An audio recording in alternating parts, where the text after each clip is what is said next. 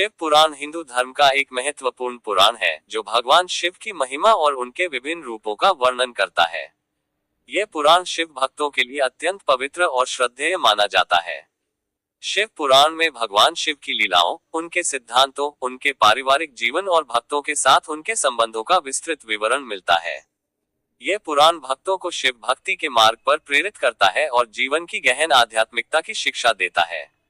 शिव पुराण का परिचय। शिव पुराण महर्षि वेद व्यास द्वारा रचित 18 महापुराणों में से एक है।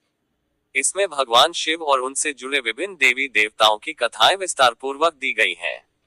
इसमें कुल 24,000 श्लोक हैं, जिन्हें 12 संहिताओं खंडों में विभाजित किया गया है। इस पुराण में भगवान शिव के विविध रूपों, उनके अवतारों तथा शिवलिंग की महिमा का वर्णन किया गया है। इसे पढ़ने और सुनने से भगवान शिव की कृपा प्राप्त होती है, ऐसा विश्वास है। शिव पुराण की संरचना। शिव पुराण की मुख्य 12 संहिताएं निम्नलिखित हैं। विदेश्वर संहिता। इसमें भगवान शिव की उत्पत्ति, उनकी महिमा और शिवलिंग की पूजा का महत्व बताया गया है।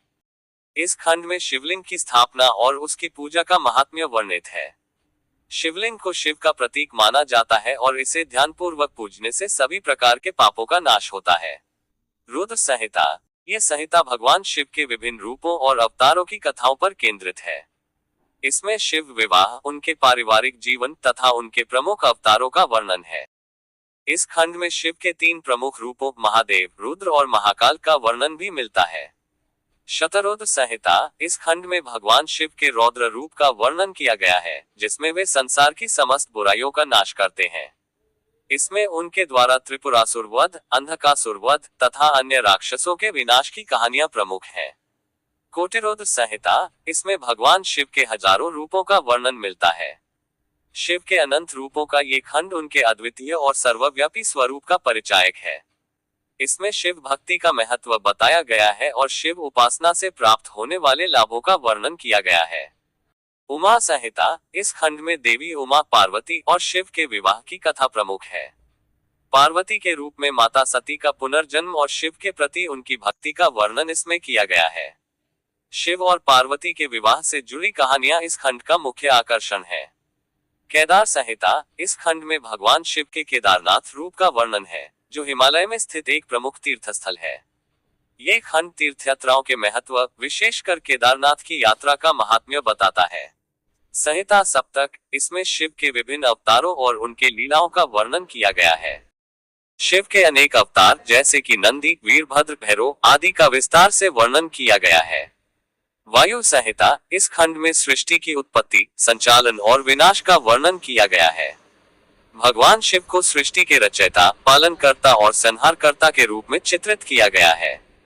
इसमें भगवान शिव की महाशक्ति का विस्तृत वर्णन है। धर्म संहिता। ये खंड धर्म, अधर्म और मोक्ष के सिद्धांतों पर आधारित है। इसमें शिव भक्ति से प्राप्त होने वाले धर्म, अर्थ, काम और मोक्ष के मार्ग का वर्णन मिलता है।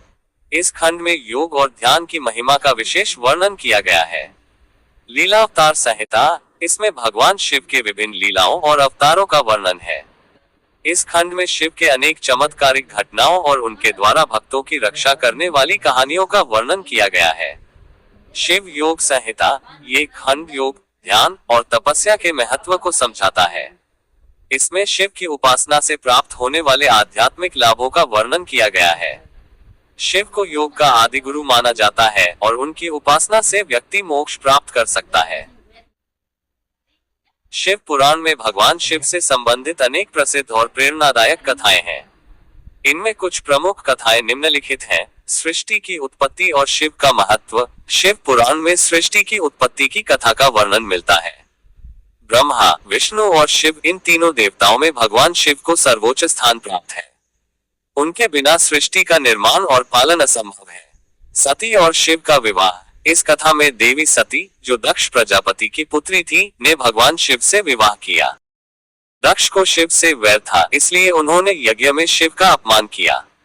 सती ने क्रोधित होकर यज्ञ में आत्मदाह कर लिया। बाद में सती ने पार्वती के रूप में पुनर्जन्म लिया और शिव से पुनः विवाह किया।